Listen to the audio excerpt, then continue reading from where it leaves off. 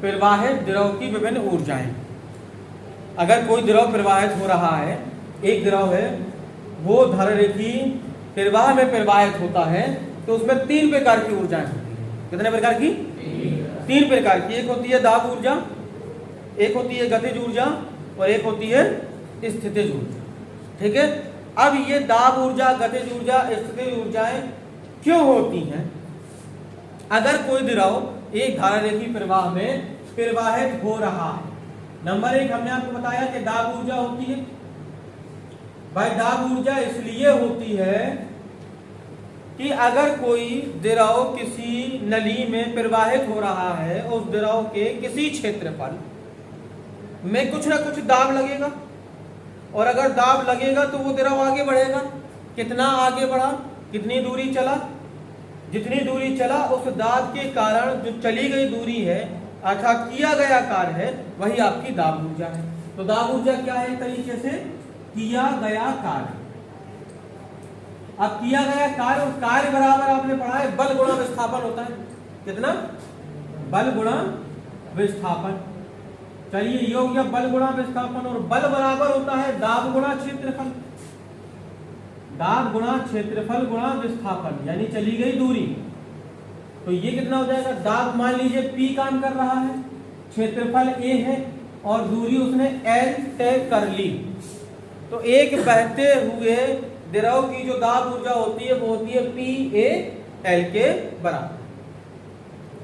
अगर हमें प्रति एकांक आयतन की ऊर्जा चाहिए, यहां पर लिखेंगे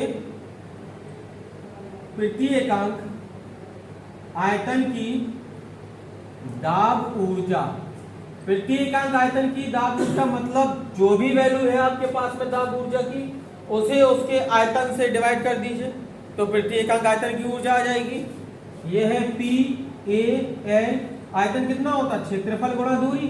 AL से AL कैंसिल हो जाएगा, तो दाब ऊर्जा कितनी बचेगी आपकी? P। ये कहलाई आपकी दाब ऊर्जा। दूसरी होती है गतिज ऊर्जा।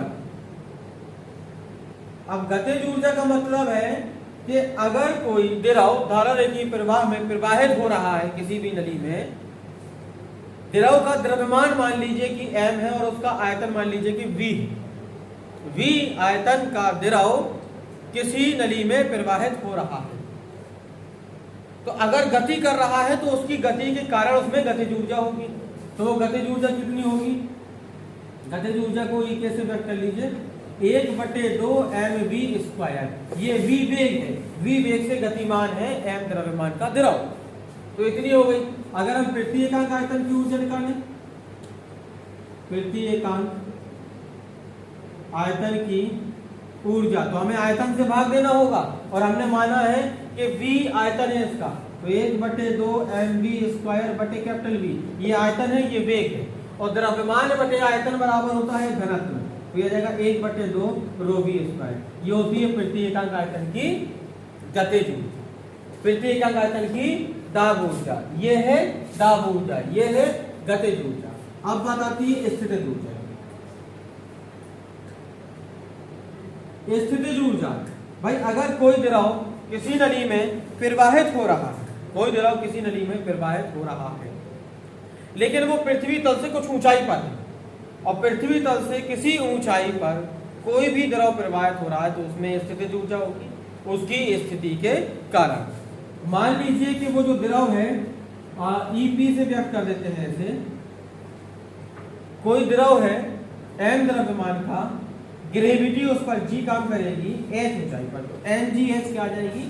स्थितिज ऊर्जा।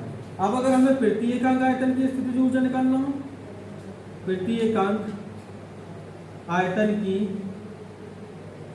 स्थितिज ऊर्जा, तो आयतन से हम डिवाइड कर दें mgh/v, और द्रव्यमान बटे आयतन बराबर रो घनत्व ρg।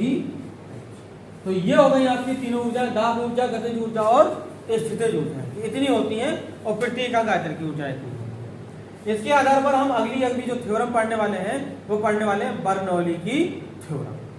ठीक है, बर्नौली ने एक थ्योरम दी थी और उसमें उसने कुछ बताया था कि ये प्रति एकांक आयतन की दाब ऊर्जा, गतिज ऊर्जा और स्थितिज ऊर्जा का योग नियत होता है। तीनों का योग करेंगे, नियत वैल्यू मिलेगी हमें किसी भी पॉइंट पर अगर हम देखेंगे। ठीक है, पहले इसको नोट कर लेते हैं।